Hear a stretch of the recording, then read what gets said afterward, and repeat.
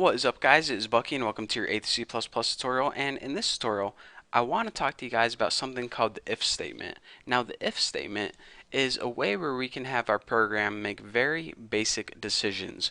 What we're going to be doing is we're going to be giving our computer program a test, and it's going to run that test. If the test is true, then it's going to run a certain bit of code. If the test is false, then it's not going to run any bit of code. So depending on that test depends whether we run code or not. So it sounds confusing, but it's actually incredibly simple. So let me go ahead and I'll show you the syntax for if statement right now. The syntax to make an if statement is if. You just go ahead and type the word f and then go ahead and add parentheses. Now inside our parentheses is where we're going to be making our test. Now after those parentheses, go ahead and add curly braces. Now this is called the body of the if statement, and now here is where we write the code to run if the test is true. So let's go ahead and make a simple bit of code. Let's go ahead and just write like cout Bucky is awesome. So if our test is true, it's going to print out Bucky is awesome on the screen. If the test is false, it's not going to print out anything. So let's go ahead and let me talk to you guys about the different types of tests.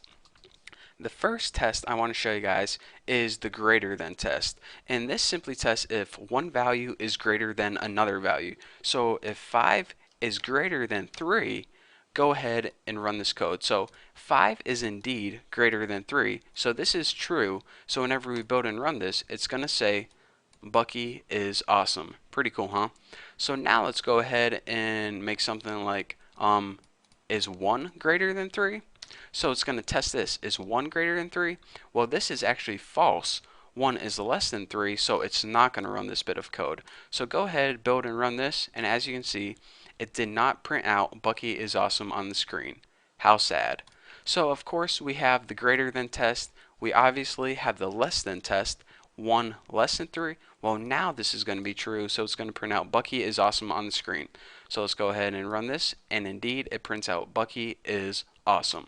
So aside from greater than and less than, we also have these two tests, greater than or equals to. So whenever we tested whether 3 is greater than 3, this test is going to be false because 3 is not greater than 3. 3 is actually equal to 3. Well, if we want to test if 3 is greater than or equal to 3, we use greater than with the equal sign after it. So now whenever we run it, is 3 greater than or equal to 3? Yes, 3 is equal to 3. So it printed out Bucky is awesome. So aside from that, we also have the less than or equal to. So if, is 1 less than or equal to 3? Yes, 1 is less than 3, so it's going to print out Bucky is awesome. So again, what I want to show you guys is that you have greater than, less than, greater than or equals to, and less than or equals to. So now those are called the relational operators. We also have two more tests that we can do, and these are called the equality operators. This is a really simple test. It tests whether one value is equal to another value or if one value is not equal to another value. So in order to do this, go ahead and write is 3 equal to 3. And you might be thinking, alright, why don't I just use one equal sign? Why didn't they make it that way? Well, whenever we were creating variables, such as like int x equals 8, the one equal sign, the single equal sign, is a sign for creating variables and assigning values. So that's why they decided that two equal signs was sufficient for testing. So remember, a common mistake is to put one equal sign in there and you're going to get an error or something terrible is going to happen. So whenever you're testing, you need two equal signs. So let's go ahead and run this test. Is 3 equal to 3? Well, yes it is, so it's going to print out Bucky is awesome. Give it another test, like is 7 equal to 3? Well, no it's not, so it's not going to print out Bucky is awesome. So that is one test. It's called the equal sign, or equal to test. And there's one more test I want to go over, and that's exclamation point equal sign. And this is the keyword for not equals to. So is 8 not equal to, or in other words, is 8 different than 8? Well, no, it's the same, so it's not going to print out everything. Is 10 different than 8? Well, yes it is, so that's going to be true, and it's going to print out Bucky is awesome. So that is all the tests that I have for you guys, and that's all the tests in C++. Again, to recap one last time, greater than, less than, greater than or equal to, less than or equal, and not equal. So now that we know all those tests, I probably should tell you guys this.